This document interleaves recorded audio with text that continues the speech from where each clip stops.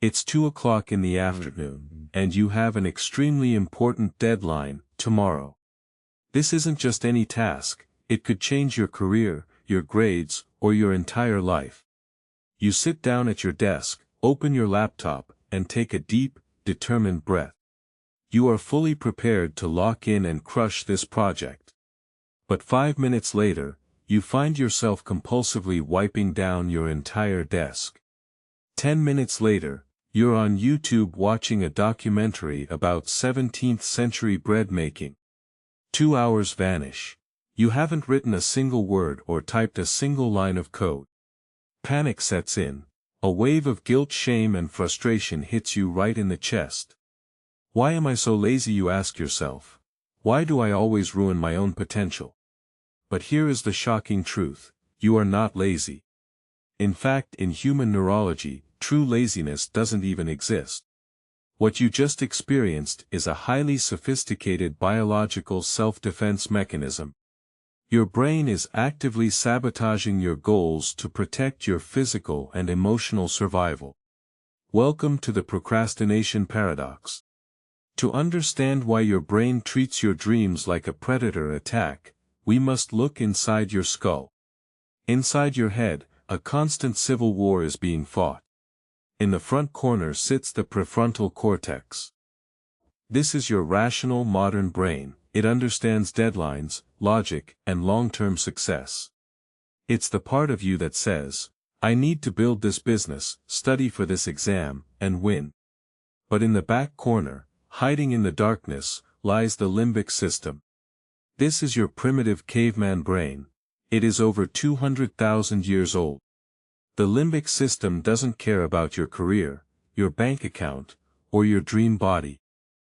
It only cares about two basic instincts: immediate safety and instant dopamine.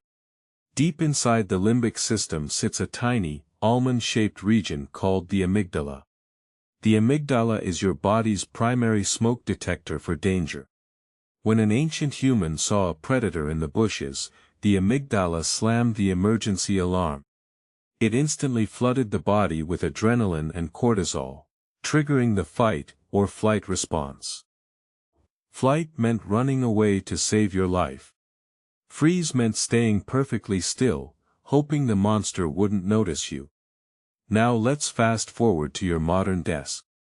You sit down to write an essay, design a proposal, or launch a project. To your rational prefrontal cortex, this is just a standard work task. But to your ancient amygdala, this high-stakes task represents a terrifying threat: failure. And to a 200,000-year-old brain, failure is not a minor inconvenience. In the ancestral world, failure meant being rejected by your tribe, which meant guaranteed death. This explains why you procrastinate most on things you care about most. If a task is trivial and meaningless, the risk of failure is zero. Your amygdala sleeps peacefully. But if a task is tied to your identity, your ego, or your future financial survival, your amygdala misinterprets the emotional stakes as a physical predator attack. The moment you face that blank page, your brain perceives a tiger standing right in front of you. It senses high emotional risk, it predicts potential shame, judgment, or inadequacy. So it executes a biological emergency takeover, amygdala hijack. It instantly cuts power to your logical prefrontal cortex. It floods your body with stress hormones, making you feel sudden, overwhelming anxiety. Your ancient survival system screams, abort mission, flee immediately. But because you can't physically run out of your house, your brain chooses psychological flight. It forces you to seek an immediate escape mechanism to lower the rising cortisol level. Enter the ultimate modern escape tool, your smartphone. When you open social media, your brain gets a quick hit of cheap, effortless dopamine. Dopamine acts as a temporary painkiller against the anxiety generated by your big task. For 20 minutes, your brain feels safe again. The predator has been avoided. But then, you look at the clock. 20 minutes have been wasted. The scary deadline is now 20 minutes closer. the threat level spikes even higher than before. You fall into the deadly procrastination guilt spiral. A study from the American Psychological Association revealed a crucial insight. Procrastination is almost never a time management flaw. It is fundamentally an emotion regulation failure. And the biggest emotional trigger of procrastination is a silent killer: perfectionism. Many people wear perfectionism like a proud badge of honor. They believe it simply means having exceptionally high standards for their work. But neurologically, perfectionism is the paralyzing fear of being exposed as flawed. When you demand perfection, you set the bar at an impossible, vertical cliff. You subconsciously tell your brain, if this isn't flawless, I am a complete failure. To your amygdala this translates to, if I make one mistake I will be exiled. The stakes become infinitely high, the danger becomes overwhelming. So your brain makes a brilliant, protective calculation. It realizes, if I never start the project, I can never fail at the project.